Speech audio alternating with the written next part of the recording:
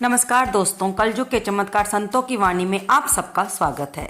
दोस्तों, इस समय हमारे चैनल पर चल रही हैं वैशाख अमावस्या के बारे में सारी जानकारी। हम क्या करें, क्या नहीं करना चाहिए, सूर्य ग्रहण का क्या भारत में प्रभाव होगा या नहीं, आज की हम इस वीडियो में सुनेंगे वैशाख अमावस्या की पौराणिक कथा।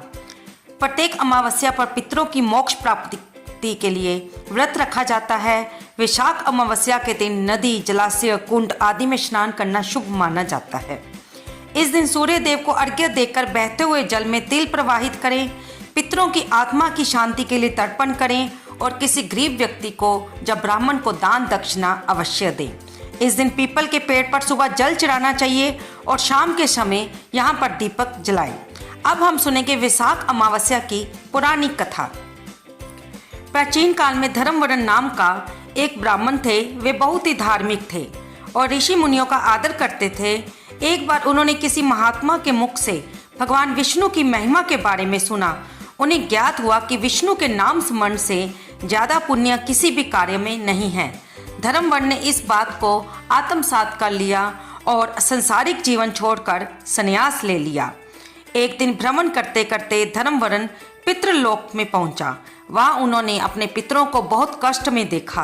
पितरों ने उन्हें बताया कि उनकी ऐसी हालत तुम्हारे संन्यास लेने के कारण हुई है, क्योंकि अब उनके लिए पिंड दान करने वाला पीछे कोई भी शेष नहीं है। पितरों ने कहा कि तुम वापस जाकर गृहस्थ जीवन की शुरुआत करो, संतान उत्पन्न करो और वैशाख अमावस्या के दिन विधि विधान से पिंड दान करो, तभी हमें हमारे सभी कष्टों से छुटकारा मिलेगा। धर्मवरण ने उनकी बात सुनकर उन्हें वचन दिया कि वह अपने पितरों की बात अवश्य मानेंगे और अपना वचन पूरा करेंगे। इसके बाद धर्मवरण ने सन्यासी जीवन छोड़ दिया। उन्होंने एक बार फिर से संसारिक जीवन को अपनाया और वैशाख अमावस्या पर विधि विधान से पिंड दान कर अपने पितरों को मुक्ति दिलाई।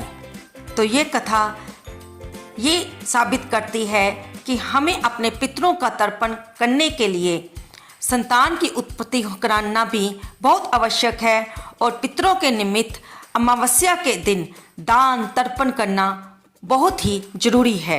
इस दिन दान दक्षिणा करके ब्राह्मण को संतुष्ट करें और जितना ज़्यादा हो सके पुण्य का काम करें, भगवान का नाम जपें और उन्हें अपने पितरों के समर्पित करें, ताकि आपके पितर आपको खुश होकर आशीर्वाद दें। और यदि आपके परिवार में पितृदोष लगा है तो उससे आपको मुक्ति मिले। दोस्तों, वैशाख अमावस्या पर शाम को दीपदान करने से अकाल मृत्यु का डर नहीं रहता। इस दिन पीपल के वृक्ष की पूजा करके आप अपने पितरों को प्रसन्न कीजिए और उनसे अपनी भूल चूक की क्षमा प्रार्थना कीजिए, क्योंकि ये अमावस्या का दिन पितरों को समर्पित होता है और इस दिन के देव भी पितर ही होते हैं। हरियाणा और दिल्ली में अमावस्या के व्रत का रखने का बहुत ही प्रचलन है, इसलिए जिसने भी ये व्रत रखा है उसको ये कथा अवश्य सुननी चाहिए, ताकि उसको अपने व्रत का पूर्ण फल मिले। और कथा सुनकर भगवान की आरती करके अपने व्रत की क्षमा प्रार्थना करनी चाहिए कि अगर आपसे व्रत रखने में कोई भूल चूक हो गई है तो भगवान उसे क्षमा करें और इसके बाद किसी न किसी ब्राह्मण को दान दक्षिणा अवश्य दें। धन्यवाद दोस्तों।